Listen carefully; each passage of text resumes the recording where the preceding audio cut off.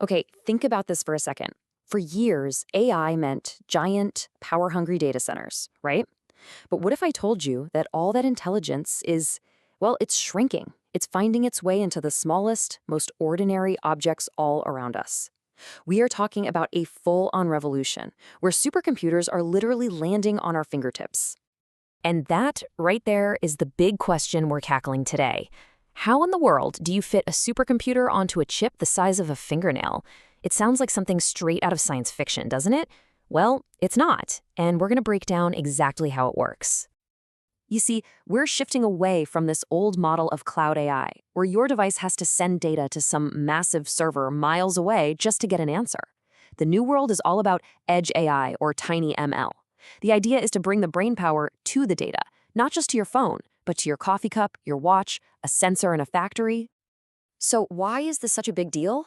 Well, first off, it's about speed.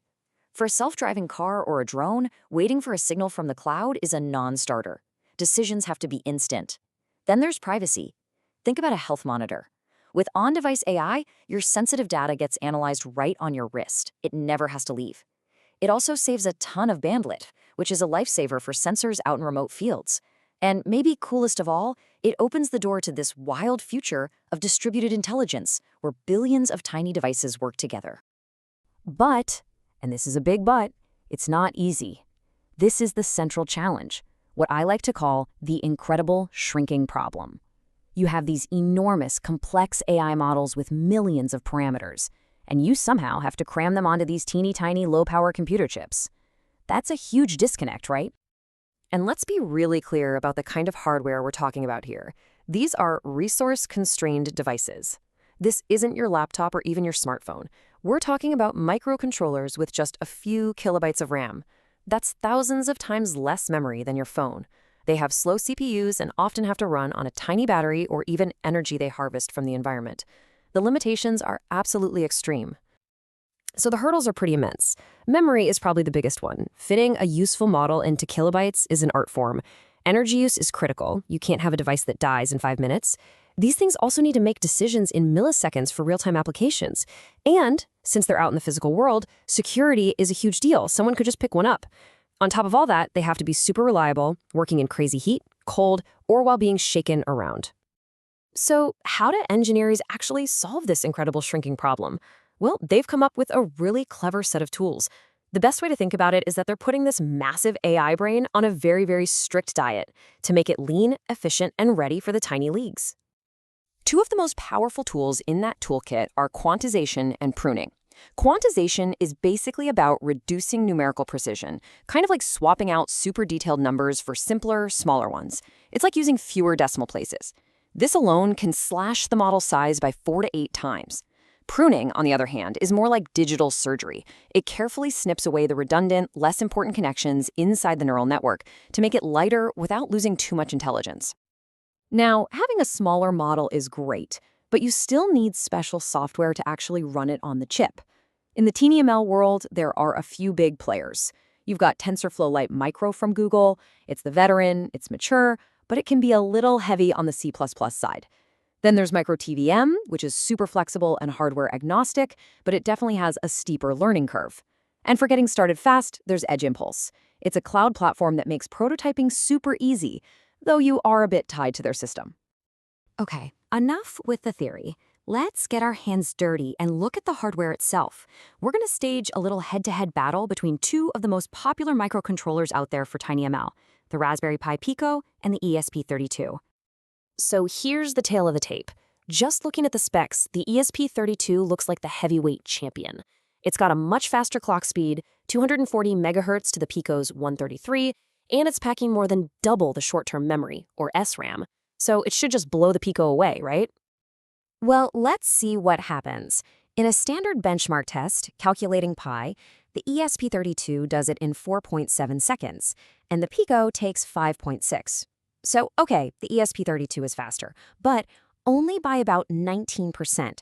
That's nowhere near the 80% clock speed advantage it has on paper. That's our first clue that the Pico's core architecture is actually incredibly efficient. So that gets you thinking, What happens if we take that clock speed advantage away? What if we could level the playing field and, overclock the Pico to run at the exact same 240 megahertz as the ESP32? What would happen then? And this is where things get really, really interesting. Look at this. When they're both running at 240 megahertz, the Raspberry Pi Pico actually wins. It finishes the job in under 4 seconds, making it about 15% faster than the ESP32. This just goes to show you the raw clock-for-clock efficiency of its processor. But wait, it gets even better. Because in the world of tiny devices, speed is only half the battle. What about power consumption?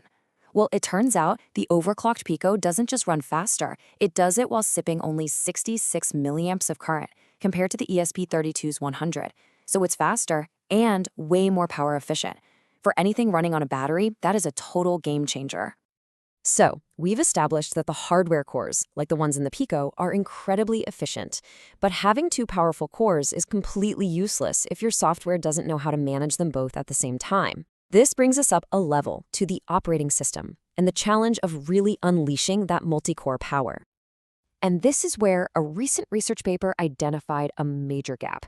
For the longest time, there wasn't an operating system for these tiny chips that was written in a modern, super safe language like Rust and could handle multiple cores.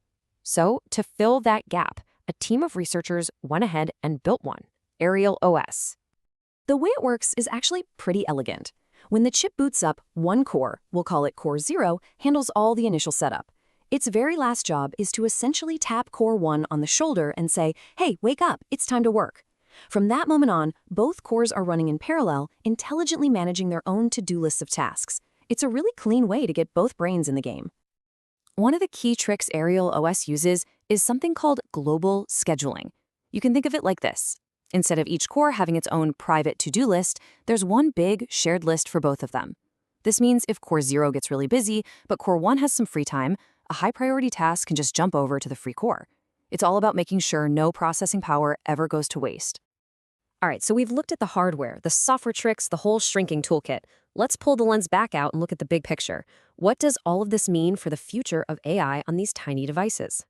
The impact in the real world is going to be just massive. We're talking about healthcare wearables that can monitor your vital signs 24/7, all while keeping your data completely private. Imagine traffic lights in a smart city that adapt to the actual flow of cars to reduce traffic jams, or sensors in a farmer's field that optimize watering without needing an internet connection, or even factory machines that can predict when they're about to break down. The possibilities are honestly transformative. But we're not at the finish line yet. The road ahead is all about tackling the next set of big challenges. Researchers are pushing for AI that can actually continue to learn on the device itself. They're also co-designing hardware and algorithms together, from scratch, so they fit like a lock and key. And of course, building ever smarter security to protect these billions of new intelligent devices from new threats. When you put it all together, the end game is pretty incredible. We're heading for a world where billions of normal, everyday objects, from the doorknob on your door to a support beam on a bridge, can all contribute to this massive, decentralized, and powerful network of intelligence. Which leaves us with one last, kind of mind-bending question to ponder. When billions of everyday objects can finally think, what do you suppose their first thought will be?